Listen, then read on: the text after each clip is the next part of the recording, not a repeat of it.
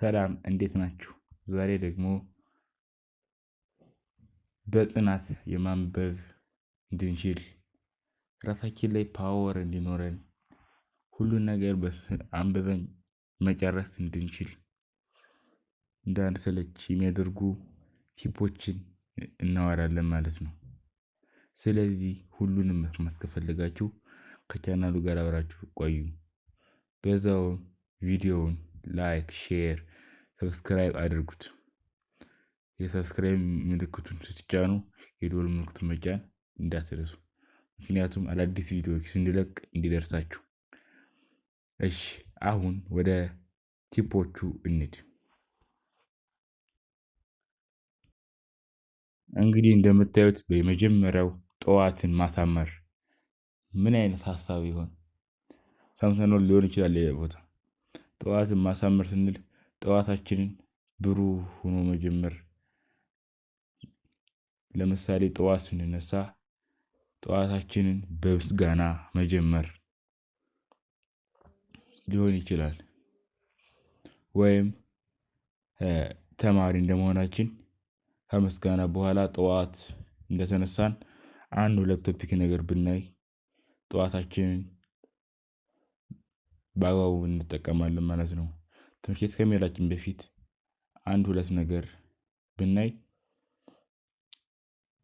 ትንሽ ነገር አውቀናል፣ ጠዋታችንን አሳምረነዋል፣ አእምሮአችን ደስ እያለው ወደ ትምህርት ቤት ይሄዳል ማለት ነው። አይጨነቅም አእምሮአችን። እስኪ ወደ ሁለተኛው ደግሞ እንጓዝ። ሁለተኛው ደግሞ ጥቅሶችን ማንበብ። ጥቅሶችን ማንበብ ለምን ይጠቅማል ልትሉ ትችላላችሁ። አንደኛ ጥቅሶችን ማንበብ አእምሮአችን ያን ጥቅስ ባነበበው ቁጥር የሆነ ሌላ ስሜት ይሰማዋል። የሆነ ጉልበተኝነት አለ አይደል? የሆነ ስለሆነ ነገር ጉጉት እንዲኖር ያደርጋል። ስለዚህ ጥቅሶችን ማንበብ ያስፈልጋል። ጥቅሶችን እያነበብን እነዛ ጥቅሶች ደግሞ እኛ ላይ ጥሩ ስሜት ይፈጥራል።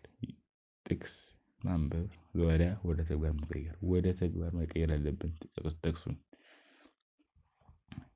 ሁሌ ጥቅስ ካነበብን የጥቅስ ክህሎታችን ይጨምራል። ዛሬ በዚህችን ጥቅስ ተጠቅሜ የሆነ ነገር እሰራለሁ ልንል እንችላለን።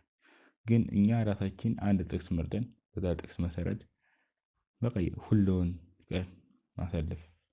የሆነ ጥቅስ ካነሳን በኋላ በዛ ጥቅስ ላይ የሆነ ነገር ስታይ ያን ጥቅስ እየጠቀስን ከሰው ጋር የሆነ ጥቅስ እየጠቀስን አእምሮአችን ውስጥ እንድናነብ ወይ ደግሞ የሆነ ነገር እንድናደርግ ያደርገናል ማለት ነው ጥቅሱ። እስቲ ወደ ሶስተኛው እንለፍ። ሶስተኛው ስኬት ወጥነት ነው ይላል። ወይም ስኬት ወጥነት እንጂ ፍጹምነት አይደለም። ግራ ልንጋባ እንችላለን። ወጥነት ማለት ቋሚ ማለት ነው። እሺ ስለዚህ ይሄ ደግሞ በአጭሩ ቀናችንን ቢያንስ ከምንማረው ትምህርት አንዱን ለይተን ማንበብ አለብን ወይ አንድ ቶፒክ መርጠን ማንበብ አለብን። የሆነ አንድ ነገር አንብበን ጥያቄ መለማመድ አለብን ማለት ነው። ስለዚህ ያን የምናደርግ ከሆነ የሆነ ለውጥ ይታየናል ማለት ነው እንጂ ሁልጊዜ ከሰኞ እስከ አርብ ካሉት ቀናት ሰኞን አንብበን ማክሰኞ ደግሞ በቃ ማንበብ ፍላጎታችን በደንብ መጥቶ ስለነበር ብዙ መጽሐፍ አንድ አራት አምስት ሰብጀክት አንብበን ረቡዕ አላነብም ሀሙስን ሳታነቡ አርብ ማንበብ እንደዛ አይደለም። ትንሽም ይሁን ትልቅ የፈለገው ይሁን ብቻ ግን በየቀኑ ቢያንስ ትንሽ ነገር ማንበብ ያስፈልገናል። በየቀኑ ለ10 ለ15 ለ30 ደቂቃ ቁጭ ብለን ማንበብ ያስፈልገናል። የሆነ ነገር ላይ ፎከስ አድርገን በደንብ መስራት ያስፈልገናል ትምህርታችን ላይ ማለት ነው። እና ስለዚህ የዛሬው ሀሳብ እንደታያችሁት ቪዲዮውን ላይክ፣ ሼር፣ ሰብስክራይብ አድርጉ። የዛ ቪዲዮን ጨርሻለሁ። ጉድባይ